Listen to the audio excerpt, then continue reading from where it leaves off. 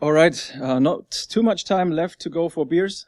Actually, I don't mind if you take the beers out right away, because it's going to be a very lightweight talk. I want to share some frustration. Let me share my name first. My name is Felix Leder. That's not part of the frustration, but whatever. I've been a member of the Honeynet project for 5 years now, since 2008. Actually, it's almost 6 years. And I've also worked in product management, product marketing at a company called Blue Coat now.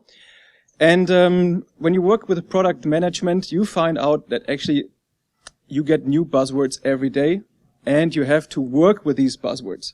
And some of them are like really ridiculous. You can't imagine how ridiculous they are. And some of them actually only make sense when you understand the whole context. But I'm not sure, how many people do we have here who are working in commercial companies? So you probably know the situation that somebody from the marketing team comes to you and says, hey, our competitors have written something about HVT. Can you tell me like where our products fit into that space and how we can accommodate that? And you say, what? And then you look it up on Google or Wikipedia and you find out, okay, it's actually not that complicated. Actually, yes, we have that. We had this in our product for the last 8 years. So I want to take you through a journey. I want to take you with me through some of these buzzwords, security buzzwords and non-security buzzwords that are important in the security context. And I also want to share some frustration and some ridiculousness on the way, but also try to actually create a wider picture on what makes sense actually in the security context. So if you look through the list and you say, yeah, I know all the words over here, then you can get the beer out right away because we're done. First, we want to start on the threat landscape, what that actually means and what buzzwords we have there. Then we go into different targets, how you can prepare yourself for an incident, how you can also protect yourself from an incident, because that's a different thing. And protection is not the key or the solution to all your security problems. You also need to have detection, and actually most important is post-breach tools. Okay, let's start and jump right away in the threat landscape. Actually, that's the first buzzword. But the main buzzword that you need to think about when you basically build up your security strategy is adversary. Have you heard that before? Adversary? Hopefully. So there's a nice quote from the NFA, guns don't kill people, people kill people. And actually you can say the same about security. It's not the tools that break into your systems. It's organizations that do. Well, there are some tools out there that automatically break into your systems, but so are guns that automatically shoot people. So it kind of fits. What you really need to think about is who has an interest into breaking into your computer. Maybe your company is running some ethical boundaries. Maybe your business model is even some ethical strange edges. Then you're likely a target for hacktivists and even companies like Visa and others where you might say actually they are pretty fine companies. They have been targets of hacktivists. If you're working for the government or have some very cool technology, there might be other governments or other states actually being interested in what you're doing, what you're providing to your own governments, and what are your technologies because they want to get their hands on it. So in that case, you have state-sponsored adversaries. And even if you say, well, I'm ethically completely fine, and also states probably don't have an interest in obtaining my technology, they are still the cyber criminals. And they definitely have an interest in every computer they gain because they can use it to make money. DDoS attacks, blackmailing, click fraud, stealing your credit cards, stealing your banking credentials, pins, TANs, whatever. So there was actually another buzzword on there, state-sponsored. You know, like most countries are now building up offensive capabilities. But not many companies actually put pictures on the internet, but I found one from Estonia. Yeah, this is a picture that was taken in Estonia, at least it says in the article where I've stolen the picture from. And here you see what is state-sponsored. Look at the guy in the very front. He's holding a steering wheel. So I think this is like South Korea, state-sponsored gaming. And if you really want to be good in the leagues, you also need a lot of people, good teams, you know, so practice a lot. So where do those teams operate? In cyberspace. So cyber actually has a completely different meaning. It's a Greek word and has nothing to do with the internet. They didn't have the internet when the word was invented. But we can use it in any context of the internet today. So there's cybercrime and cyber criminals. You know, they steal your banking details and click fraud and so on. But one of my favorites is actually cyber war. You know, a lot of people are talking about this, a lot of companies are talking about this just to give you the right sales pitch, that actually the stuff here is also government proof. We are seeing more and more activities that are actually going towards cyber war, where we see supporting actions when there are conflicts. Like at the moment with Russia, we can see both parties are doing DDoS attacks on the other side just to hassle them a little bit. So far it's not really harms. So far no planes crash, no fighters crash, no ships explode just because we're doing cyber war instead of real war. Who knows in the future? And we also have cyber terrorism, which is also a nice word. It's basically the same as cyber war, but this time it's individuals. It's not state-sponsored, hopefully. It's individuals or small groups that actually attack governments. The tricky part is we cannot really differentiate between cyber war and cyber terrorism because we never know if in the background there is a state who's sponsoring actually those groups that are targeting others. There are also some other nice cyber words like cyber pilgrimage. Then you don't have to stand up off your chair. You can basically pilgrim right from your chair to wherever you want to. Okay, but to underline the statement that I made, we already have some aspects of cyber war, but they are mainly used for propaganda, for example, by taking down ISPs, by taking down newspapers, by taking down the infrastructure or parts of the infrastructure for the other side. And you can see that in the current Russia-Ukraine conflict that's happening. So if you think cyber war, there's one thing that's pretty close to that, and that is what all the state-sponsored adversaries are collecting besides games. That's 0 days or O days. That's actually a term that is coming from vulnerabilities, and in the past it was used for vulnerabilities where no patch existed, so they basically are out before the first day of an existing patch or before the vendor got notified even. So on the 0th day, basically this whole thing is really fresh. We're also seeing the same term now used for malware, basically 0-day malware. And people are misusing, for example, VirusTotal for that. They say, I have a 0-day malware. VirusTotal has 0 detections on it. And then I guess you have the answer, yeah, I had 2,000 of those last week. But what is actually quite interesting is the propagation of detection rates for malware, for really new malware, like different hash. You can see, like, in the first days when such a malware is coming out, some of the AV vendors that are out there only have up to 20% detections. That means out of 5 files that you, for example, send on a machine that's protected by a specific vendor, only 1 gets detected and 4 are executed for new files. When you look out over a period of a week or a month, it's much better. So then almost all vendors have more than 90% detections, most have like 99% detections. But that's important for you to also keep in mind. You also need to have something in your security portfolio that can cover the first week before you have AV detection.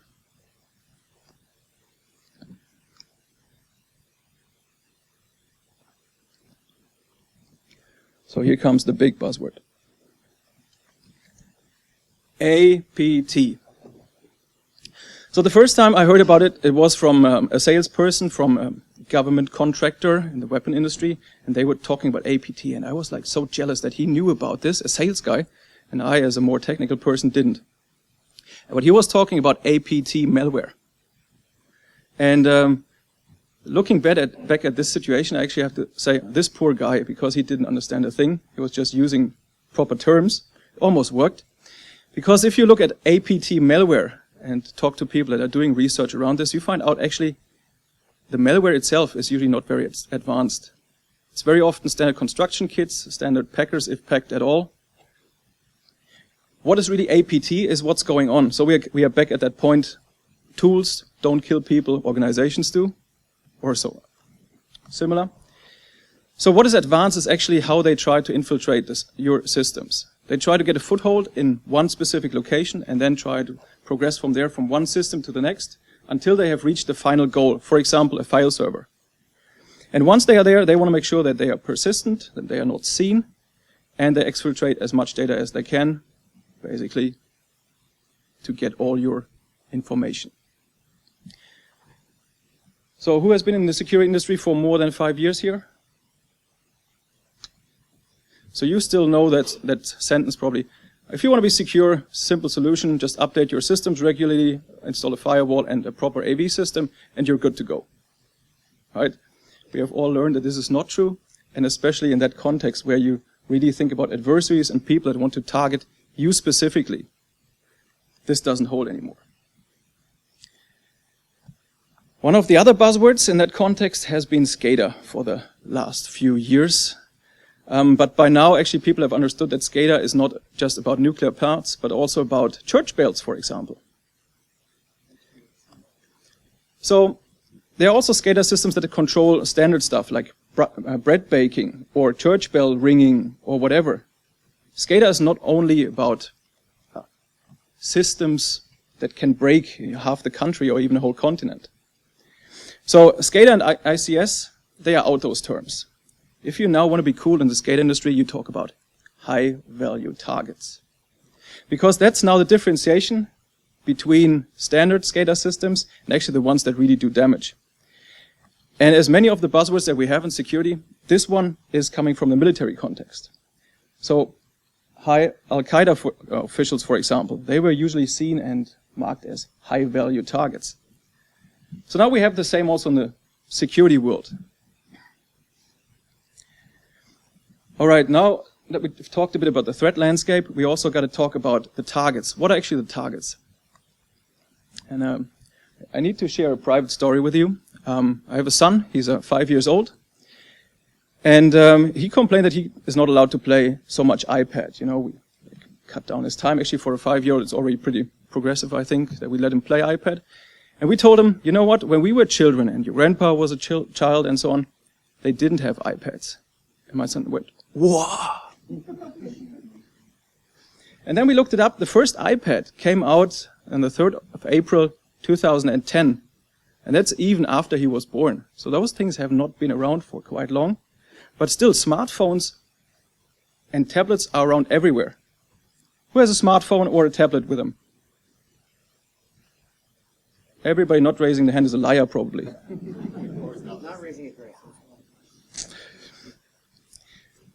So these devices have really become omnipresent. And the nice thing is you have them with you 24 hours, sometimes a bit less if you put them in the living room when you go to bed or wherever.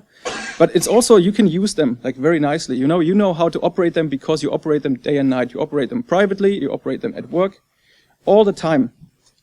And you also like them because you always have your data with you. So if you want to do some work in the evenings, you can do so. If you want to look at some private stuff at work, you can do so with this thing.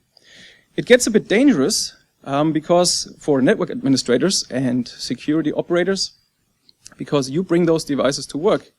And, well, who knows what you've done at home? Maybe you've infected your device at home. Now you're entering the corporate network. What happens there? There's also the challenge with mobility. The devices are so small that they can easily get lost or stolen.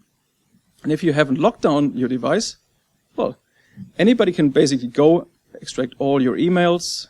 Credentials are usually stored somewhere on there, access sensitive files from your company. So this is really a big risk that people have full data access once they have access to your devices. But bring your own device is not the only buzzword that's critical in that context. Here's another one. Internet of Things. So here's the fridge from Samsung with internet connectivity. Who has a fridge with internet connectivity? Not yet. I will come soon. There's one tricky situation about such devices, Internet of Things. They were not made for you to patch them in the past. Fridges came like they were and you were able to adjust the temperature, that's all. Now you have a lot more possibilities, but vendors still don't want to give you access to those systems in most cases. But still there are security problems with those. I want to share another story. In one of my previous workplaces, we were setting up some honeypots. And we just wanted to find out, okay, who may have downloaded some malware and is now running that? Do we have some network worms spreading and so on? And just after a few hours, maybe it was just minutes, we had an incident. We had an IP address of a machine that was actually reaching out to our honeypot, scanning and trying to exploit it. And then we thought, perfect, let's go to the user and tell him that his machine is infected, needs to clean up, install some AV and so on, patch the system, you know, firewall, whatever. But we found out it was a printer. It was an HP printer running Windows XP embedded. So how do you disinfect a Windows XP embedded printer?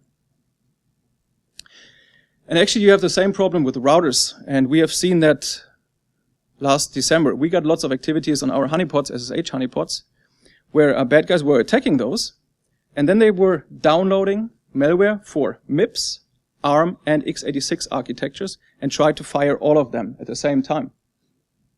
So it doesn't matter what kind of architecture you're running, as long as you're running an embedded Linux, you get infected with a bot on those devices.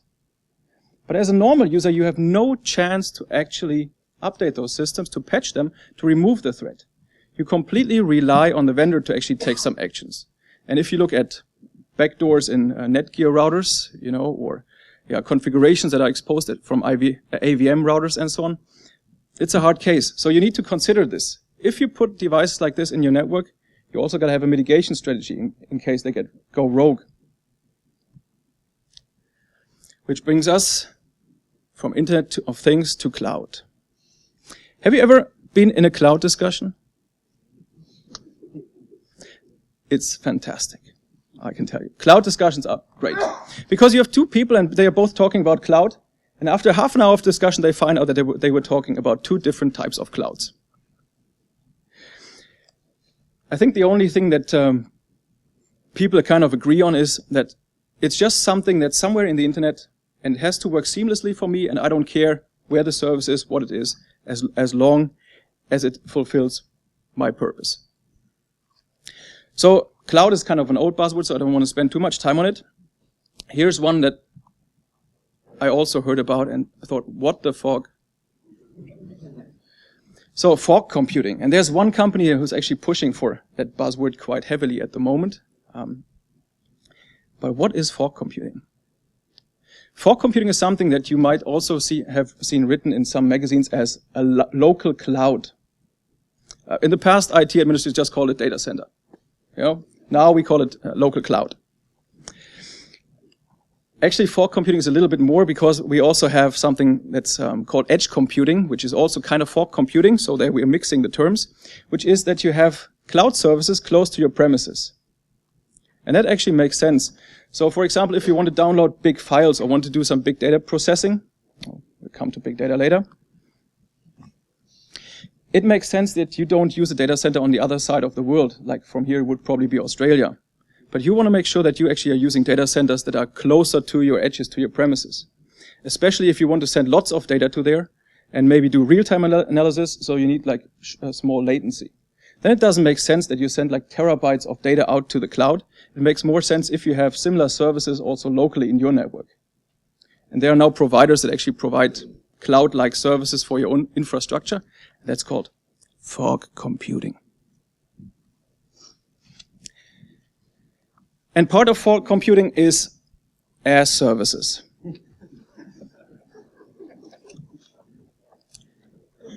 As a service. The whole idea is actually pretty nice. You have somebody else who's taking care of specific services that you don't have the resources or competencies for. It's cost efficient because you are sharing experts, other personnel with other companies. It really helps to drive down costs. And you always have experts for specific domains. You know, if you, for example, want to run a virtual machine infrastructure, it's good to have some people who actually know that stuff and not your standard IT admin who is also installing Windows machines, also trying to configure the firewall, and in the meantime tries to break VMs. So it makes sense. And they are different as services. There's, for example, infrastructure as a service. So maybe you need a big network, you need a big storage area network or a VM infrastructure, but you don't have the resources for it. Then you can rent infrastructure as a service. Maybe that's still too much work for you. Maybe you also want to have a platform, like you want to run LAMP servers, Linux, Apache, MySQL, PHP, or Hadoop clusters and so on. It takes quite some time to install a lot of Hadoop machines and get them running, but you can also buy this as a service online. And if you're like really lazy, you say, oh, that's still too much work, I also want the application there. And you can even get this, so Office 365 is one example, Google Docs is another example. So you can get full software packages as a service, and actually we are, in the Honeynet project, are running some organizational parts of the workshop on Google Docs. It works quite nicely. We don't have to set up any server ourselves for that. If you want to look for some more exotic asses, then you can have a look at dev null as a service. Basically, you can send your files there and they get deleted or sent to dev null immediately. So from there, what can you do? Like, first of all, you need to think about, am I running the infrastructure, the platforms, the software myself? Or is it better if I actually give it to somebody else? Because somebody else might actually take better care of security than yourself. Maybe the NSA is actually keeping your data more confidential than your local IT admin. Who knows? So where do we go from there? We need to prepare, and there's more actually. There's also MSSP, Managed Security Service Providers, who can take care of all of security, all of your security sorrows. You know? So here we have another SaaS, security as a service. But actually that buzzword is kind of outdated already, because now you need to use Unified Threat Management. And that includes everything that's there. There are firewalls, they configure that for you. They configure IDS and IPS systems for you. They even take care of your antivirus software and endpoint security. And actually, here's a nice thing about it. If you get a proper MSSP, they also take care of incident handling. So nowadays, the question is not anymore, are you getting an incident or are you getting a security breach? The question is, when do you get a security breach? And what do you do if you get a security breach? And if you have somebody who actually can do some forensics for you, and you don't have the capacity for it, you don't have the people, you don't have the competence yourself, or maybe don't have the time, that's pretty good if you have a team of people that provide you a report within a few days and help you to figure out what actually went wrong and who was attacking you. A small warning, sometimes these services can also be a pain as a service. Because if it takes 5 days to configure, to open up a port in the firewall, yeah, I speak from experience. What about the bring your own device thing? How do you actually deal with this? And there's MIM, there's MEM, and there's MIM for that. MED and MIM, that's a way how you can remember those. So MIM is mobile device management, and that's actually making sure that only devices enter your network that you have, first of all, seen, and that have at least a specific security standard. For example, you don't want to have rooted devices in your network.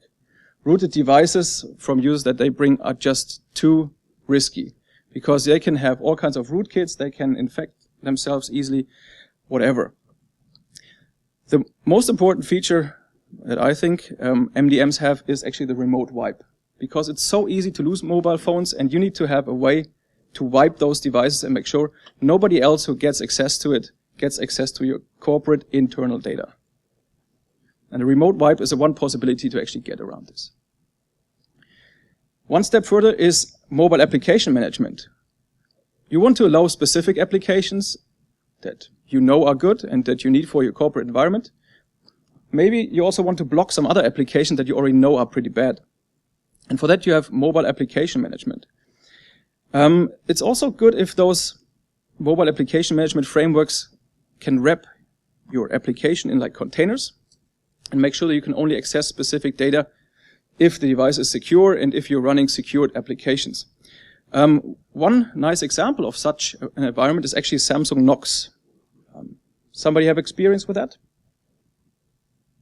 Few people? Not too many? So what Samsung Knox, one of the key features is that you have two profiles and they're completely isolated. Remember that problem? You go home, you do all kinds of stuff, maybe your children also do stuff on the tablet and you get infected. Now you come to the corporate infrastructure. You bring all this malware in. What Samsung Knox does is basically you have a profile for your private stuff and you have a profile for the company stuff. So even if the company wants to investigate what's going on the device, they only see the corporate side, and this way they don't even violate your privacy, which they normally would have to on other devices. At the same time, you have to switch between private and corporate in order to do specific things like access corporate data. So also the corporate data is secured.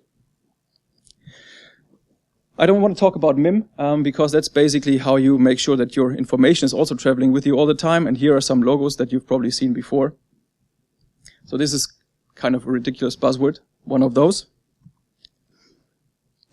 Now, you also need, in order to, after being prepared and having some of the tools, you also need to be able to provide protection. And one of the ways how you can actually protect yourself is using everybody in this room. Cloud protection. Yeah. Cloud is more like only computers.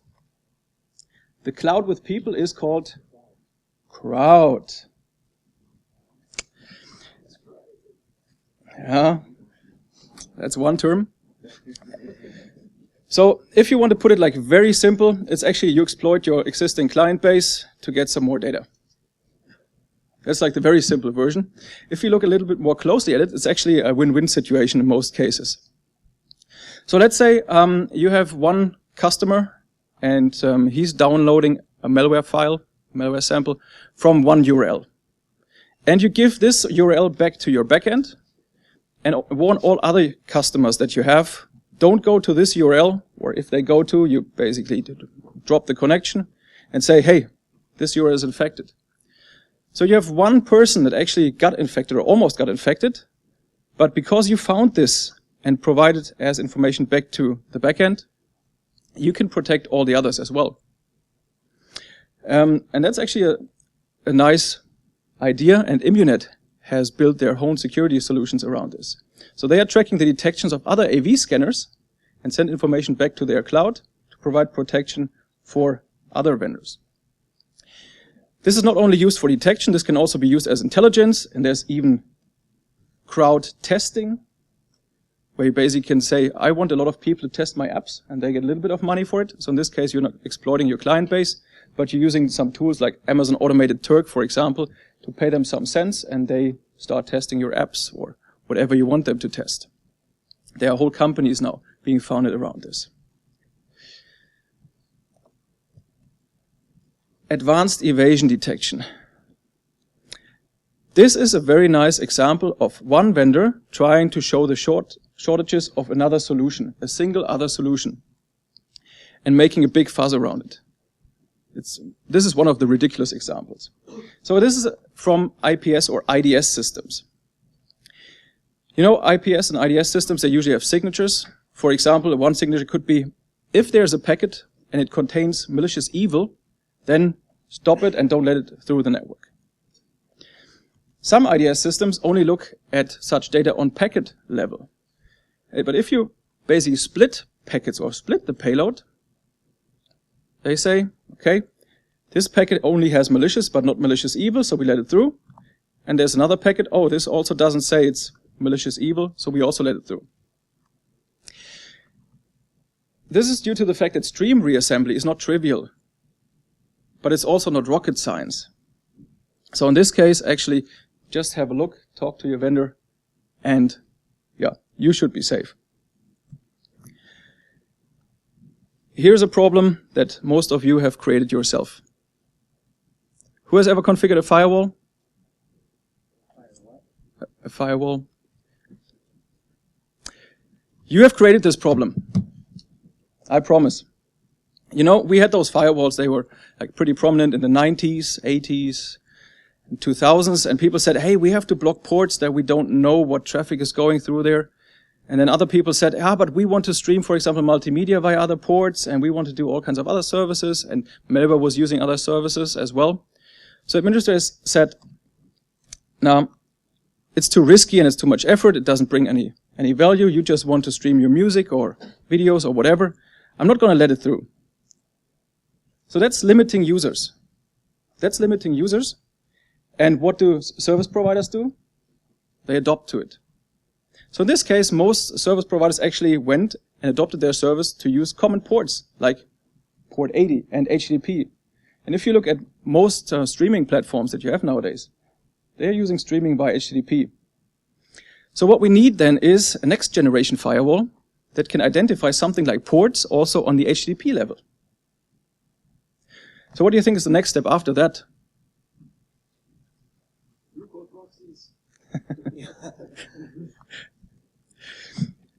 Same for the bad guys, by the way. Just because you block like low or high numbered ports doesn't help you in any case, because most CNC traffic is also now going out via HTTP.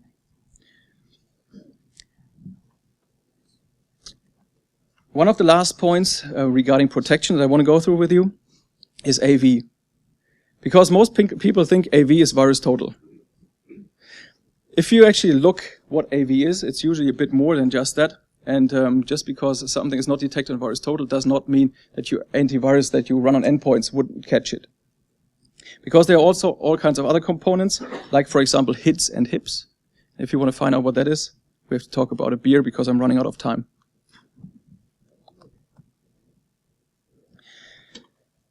So protection is one thing. You should try to protect yourself from as many things as you can, but protection itself is not enough.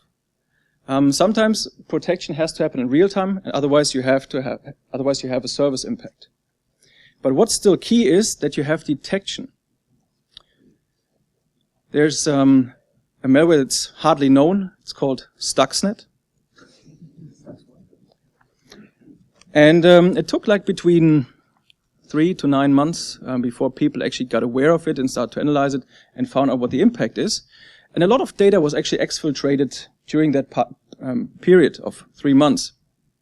Coca-Cola, they also had an incident. You know, they also had some data that was leaked, but they didn't find out until a few years later. And you can imagine how much data got exfiltrated that way. So the second goal after protection actually needs to be detection. Try to detect things as quick as possible. If you lose, let's say, data for 5 minutes, it's still bad, but it's not as bad if somebody dumps your whole file server. So what possibilities do we have in addition to that in the buzzword space to provide detection? One is a rather old buzzword. It's called SIEM or SIEM or SIEM. And basically that's the possibility for you to take data from various sources, like from your firewall logs, from your proxy logs, for endpoint information and so on. You collect all this data, put it together, aggregate it, even correlate it. Maybe you see some relationships somewhere. And then are also able to alert people. The tricky part is you actually need to have some rules for when to alert people and how to alert people. But the nice thing is, with most SIEMs, they also have a nice user interface and you can quickly find information if you have a suspicion about an incident.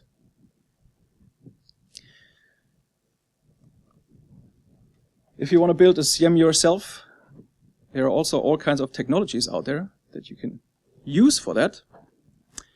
And if you now know what big data is, you're out. Because that was a buzzword last year. It's not a buzzword anymore. This year it's called real-time data analytics. Okay? Just be aware of that, because there are lots of vendors in that space now. So yeah, they are not talking about big data anymore. And actually the interesting thing about all this big data stuff is that most of the algorithms and research has been around for a long, long time. Divide and conquer, which is, for example, now called MapReduce, data indexing, or even using multiprocessing, that's all stuff that people have been working on for a long, long time. The difference and the reason why it's coming up now is that storage is suddenly so cheap that you can actually start to store everything and walk and work through all that lot of data. And you now finally have some tools, and not just artificial, like strange research tools, to make sense out of all of that. Like Elasticsearch, for example. It's so easy to put new documents in there and get a proper indexing. You don't even have to understand what indexing is, and you still can use it like very nicely.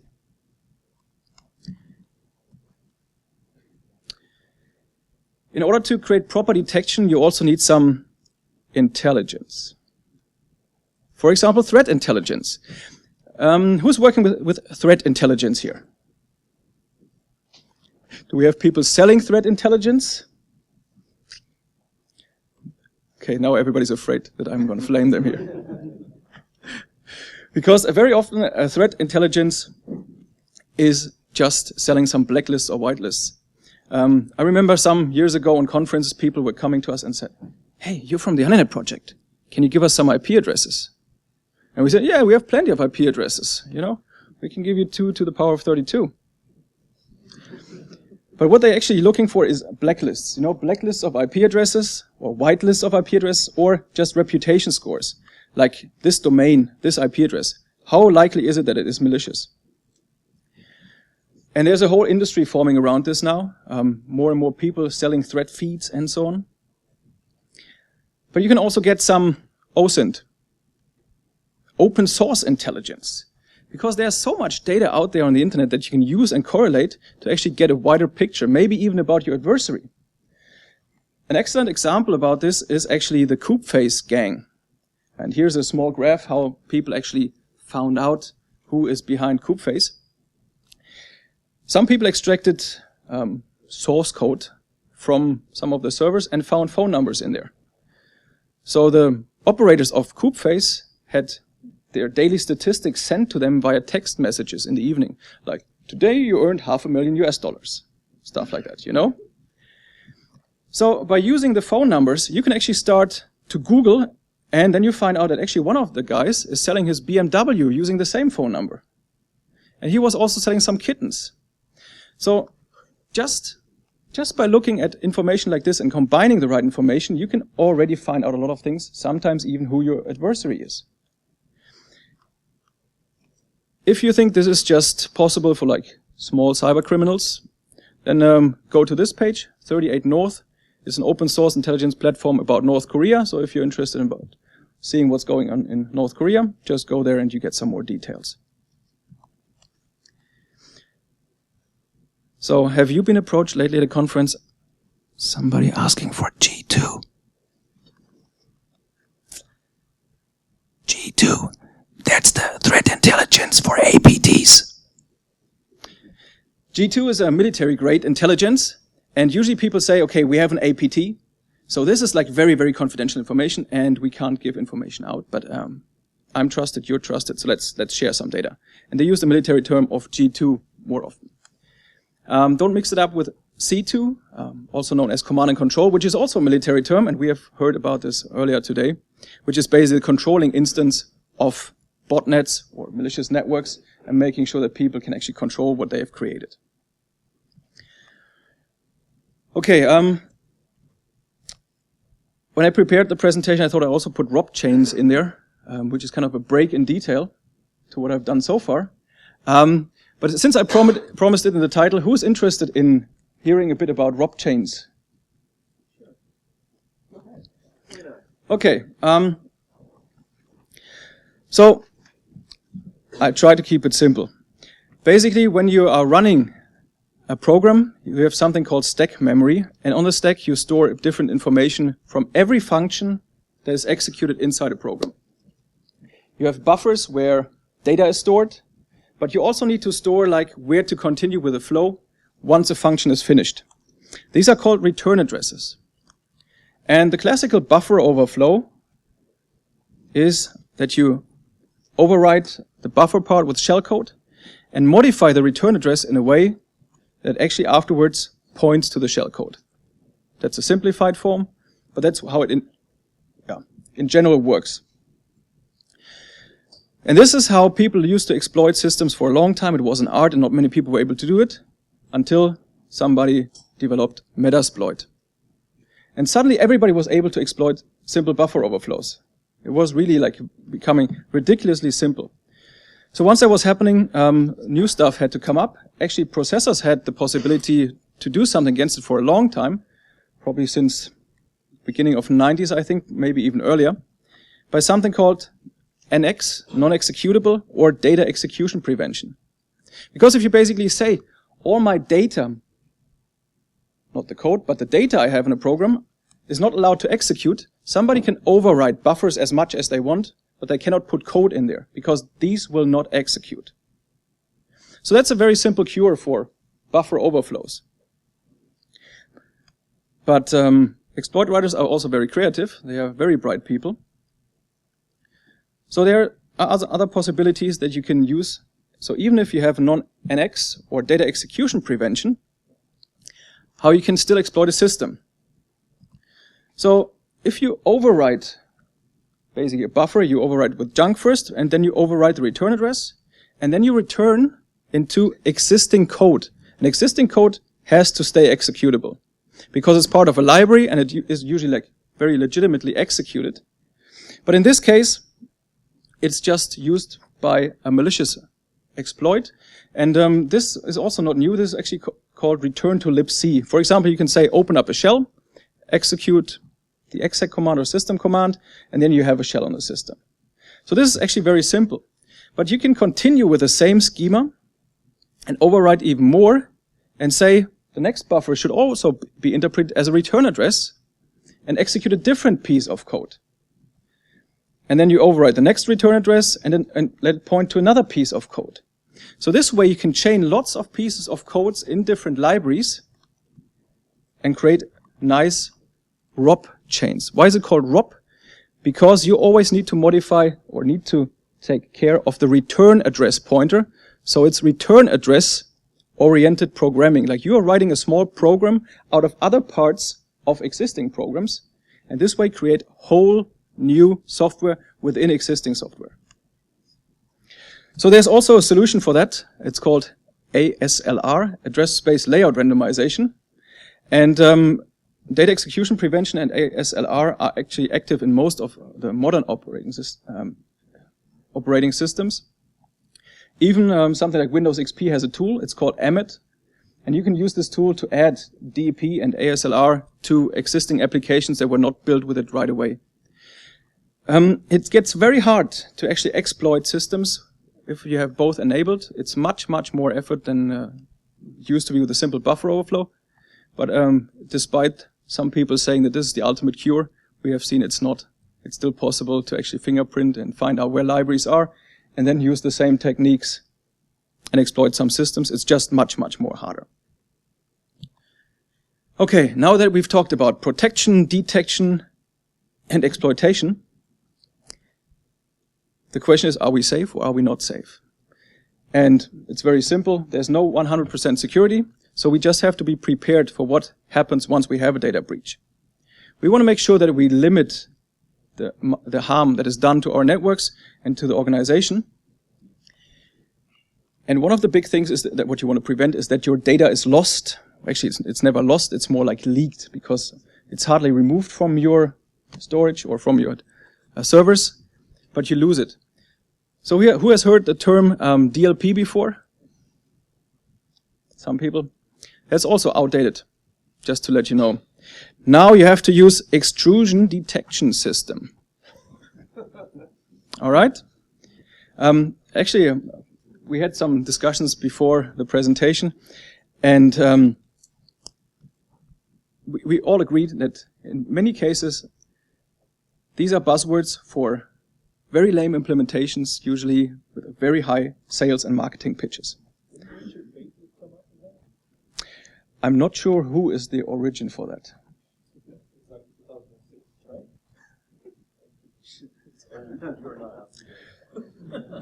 Okay. Very good. The only thing you can see is now in the marketing material. This is the new term. But what you also need is e-discovery. E-discovery used to be called host forensics or network forensics or forensics in general. Now it's called e-discovery. So basically what you want to make sure is once you have a data breach is that you find out what happened, how did it happen, what is the impact, is it still going on, and can it happen again?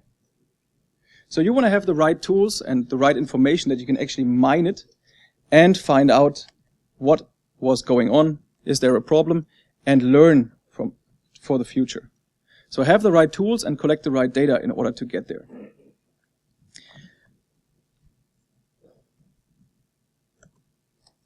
Okay, so a lot of buzzwords and a lot of different topics to talk about. Let's try to summarize actually the important point. There's a lot of hype going on, also in the security industry, and don't let yourself fool by some salespeople that try to pitch a solution just using some very hip words. There's one key aspect that you really need to be aware of, and that is, who is your adversary? Who has an interest in hacking in your systems, and what can you do to make their life harder or a breach almost impossible? There's no 100% security, but you can raise the bar quite a bit if you have the right combination of tools. You need to have tools to both protect you and to detect stuff, because you cannot just protect from everything, especially not in real time. Breaches will happen sooner or later, that's for sure. You just got to be prepared for the incident, have the right tools, have the right data, that you can make the right decisions at the point in time when it's getting critical, and you need to do that fast. So based on that, I want to expose the people I had some discussions with up front. Actually, I need to add Rafi. And yeah, not sure. Maybe we can have a question or two if there are any more.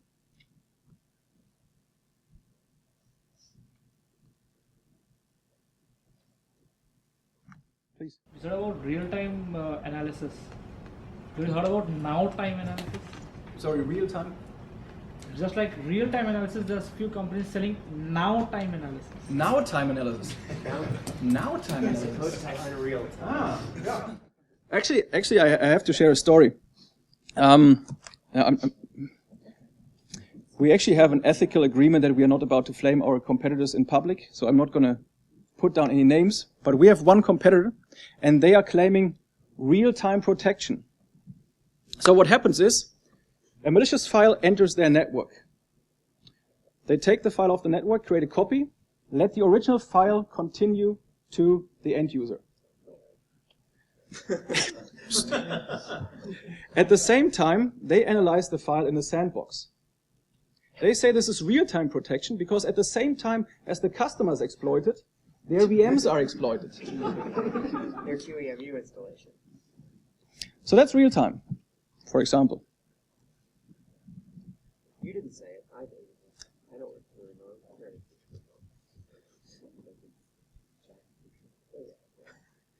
Any more questions? Are you all thirsty for beer? We want beer. I guess then Kara has some last words. No, I'm going to do it. Jeff is going to do it. Thank you very much. Thank you.